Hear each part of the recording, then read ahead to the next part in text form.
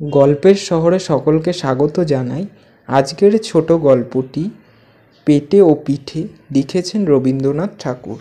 বাড়ির সম্মুখের পথে বসিয়া পা ছড়াইয়া বনমালী পরমানন্দে সন্দেশ আহার করিতেছেন। বয়স 7, 3 কড়ির প্রবেশ, বয়স 15। সন্দেশের প্রতি সলভ দৃষ্টিপাত করিয়া 3 কড়ি, কি হে বটকৃষ্ণ বাবু, কি করছো? বনমালী নিরুত্তরে অবাক হইয়া থাকে। 3 কড়ি, উত্তর দিচ্ছ না যে? তোমার নাম বটকৃষ্ণ নয়? বনমালী, না। 3 কড়ি, অবশ্যই বটকৃষ্ণ যদি হয়। আচ্ছা, তোমার নাম কি বলো?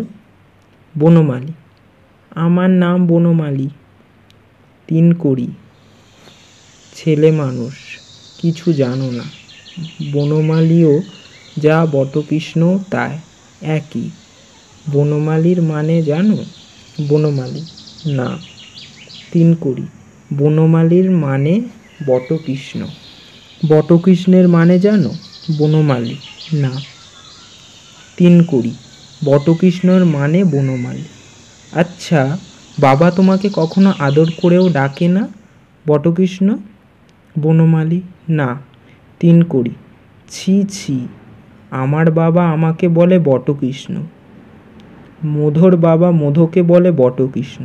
তোমার বাবা তোমাকে কিছু বলে না? ছি ছি। বনমালী, বাবা আমাকে ভূতু বলে।